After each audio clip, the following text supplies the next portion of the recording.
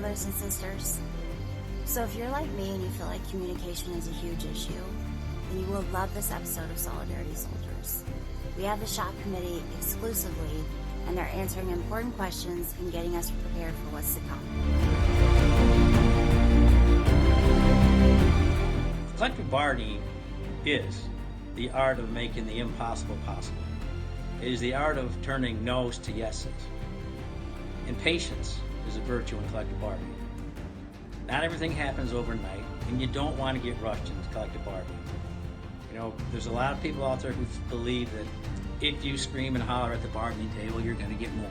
If you pound on the table the hardest, you're going to get more. If you flip the table over, you're going to get more. That's not always the case. I've seen several strategies over the years, and leverage is the key. And we have the leverage. Some plants don't have the leverage we have, and we do have the leverage. And we know that. I know it. They know it. Our bargaining committee knows it. So when the time comes, we will use our leverage to our advantage. But we cannot do it without the membership. The membership needs to be behind that leverage that we have, and we will tell you when that time is to come.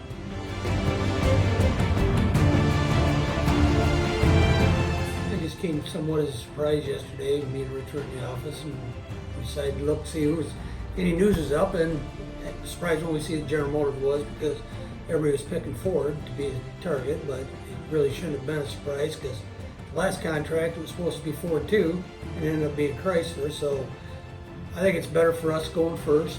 You know, it'll be a pattern our agreement for us rather than after somebody else's and stuff, but we'll have to wait and see how it goes. I feel that it had to happen for General Motors to be a strike target due to the fact that I think that being profitable the way they met and the treatment of the workers that we see daily, day in and day out, that I'm actually, no one's ever happy with strike, but you know, unfortunately you have to do what you have to do, and I think that you're the right people to do the strike. So this is the true test of true brotherhood, sisterhood of the union. This is really the backbone of how our union was brought up, and now it's the test of any member that's in the UAW, because we are under a fight with management right now. They want to take everything from us. Seeing initiatives that are pretty aggressive is strictly slap in the face to our members. We feel that now the fight needs to take place, but as a group as a membership, this is where the solidarity really is solidarity. If we don't stick together in this is the true test. And when the test, we have to pass. And if we don't pass, then we're subject to lose a lot. They can choose whatever they want to do, you know. There's been different times that they've taken out part suppliers and stuff, and then eventually it affects the assembly plants and whatnot. But I think under the last one, I think they took out the whole corporation at one time, and I would guess that's probably what they would do at this time, is they just shut it right down everybody, you know. But, you know, that'll be up to the national parties and how they feel that it'll be best effect, you know, with the least amount of cost of the membership. Duties of a strike captain are going to be responsible for the 4 hours of duty each person is expected to do during the week. The strike captain keeps track of that.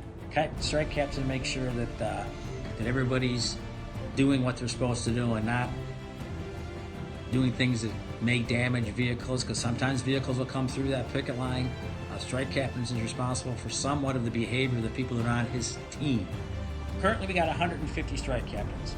Anyone that wants to become a strike captain, call the union hall, leave your name with the secretary here, so you tell them what shift you work, where you're from, what department, and go from there, and we will start racking these people up. Because right now, we need another 250 at least. You will have strike captains. We will have each shift separated, first, second, and third shift. You will have strike duty on your shift. Your strike captain will be responsible for making sure that you are on the strike line and doing your 4 hours picket duty in order to receive the $250.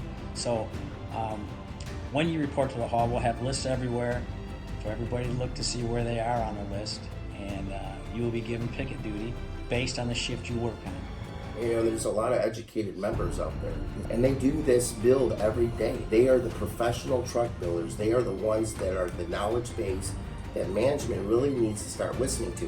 Management will take their knowledge as they're trying to get away with something, and that knowledge is actually to build a better product, or to build or have a better workstation, where the engineering needs to take their ego away and management take their ego away and say, this person does this job every day.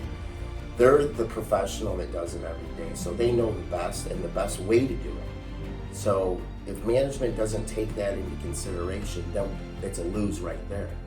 You know, and that's where our members, you know, I think have lost a little bit of faith in saying the process of, hey, this job needs to be moved like this, because no one ever gets attention to that from management. They don't create the worker to be involved in the job anymore. You know, they cut the worker out and say, this is what you're gonna do. Well, no one likes to be barked at and saying, this is what you're gonna do. Tell me what my job is. Now, if there's a better way of doing it, just listen. You know, but they don't listen, and that's the problem. The company's coming after everything. The most important thing now is to have that solidarity and to be one out there. Thank you for tuning in. It was my observation during filming this that the bargaining committee genuinely loved talking to the membership in this intimate manner. I just want to thank them for their time. Don't forget to like us on Facebook. Don't forget to share our videos. And thank you so much for being a Solidarity Soldier.